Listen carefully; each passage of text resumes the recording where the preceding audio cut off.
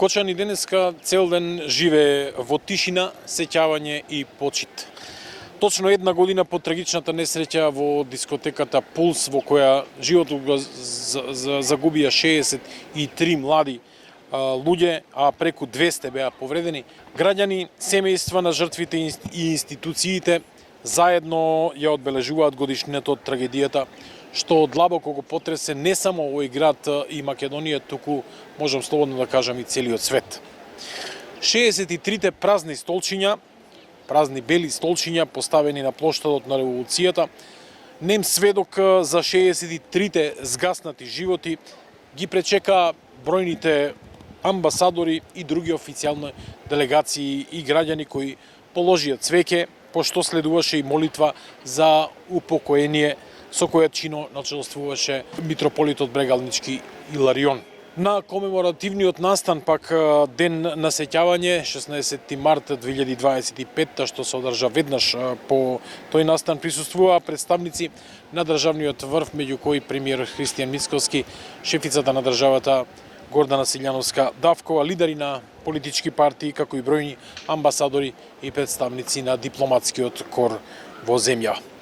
На комеморацијата преку збор, преку фотографии, преку видеоматеријали се оддаде почит на секој од 63 загинати поединечно и сето тоа беше проследено со мала животна приказна за секој од нив, а помеѓу тоа бевме сведоци на музички настапи, соодветни музички точки.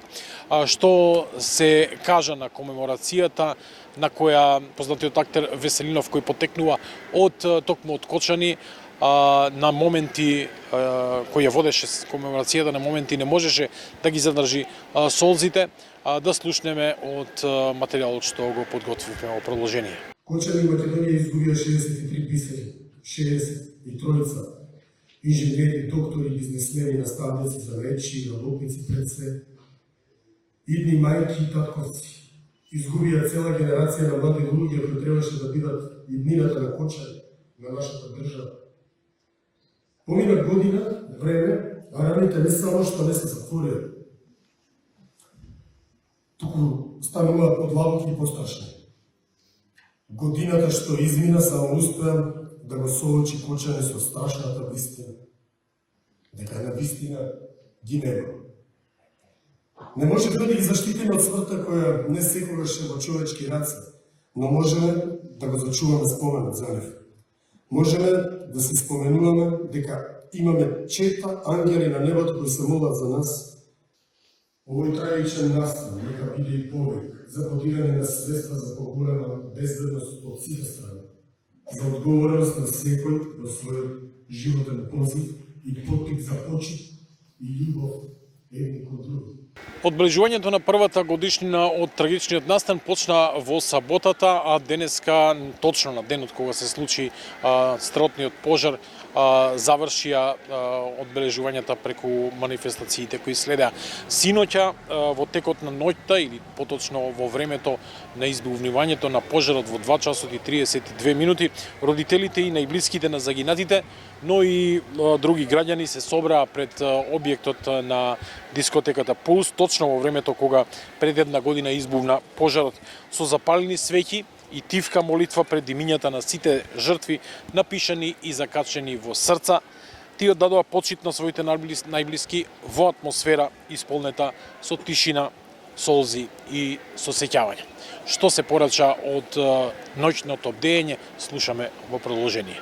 Останав без зборови од страв дека не постои збор што може да го кажам и да биде доволен за да го опише тоа што вие и сите ние го загубивме. Но токму зборовите се тоа што не држи во живот.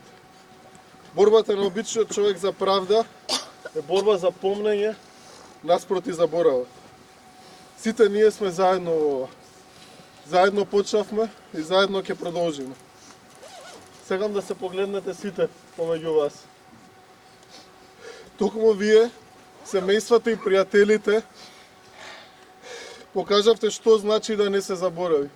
Како денес живее Кочани и како граѓаните го чувствуваат својот град една година по трагедијата? Прашавме и дел од кочанчани кои не беа многу расположени денеска за разговор.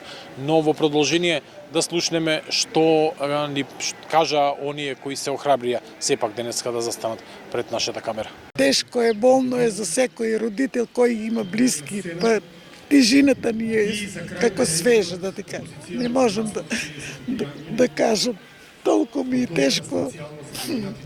Ако од моја крв нема, ама до мене, комши, има тежина, дека да идеш децата, не може да се играт, осеќат и они. Немат ја таа веселост, нема ја тоа играње, како да го кажем, болно, тежина. Нека почиват во мир, ама болно и за родителите, и за децата, за се е тешко. Ќе се врати ли животот во градот? Може после 20 години тие генерации да забрават малце, ако новите што доаѓаат. Може после 20 години. Како е животот во Кочани? Тажно е. Тажно е. Чувствувате ли дека се враќа животот и ќе му треба ли уште долго во Кочани? Не знаеме. Тоа времето ќе покаже. Тажно е. Многу души се гине. Тажно. Што се смени после? Па ништо. Народот мора да работи. Животот тече, ама со така. Мислите ли дека за брзо време ќе почне да живее овде?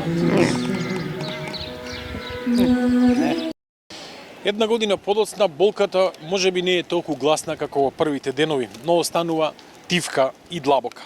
За семејствата на жртвите времето не ја намалува тагата, но ја зајакнува решеноста споменот на нивните најблиски да остане жив. Кочани денеска се сеќава на младоста што згасна, на соништата што останаа недовршени, но и на обврската трагедијата никогаш да не се заборави.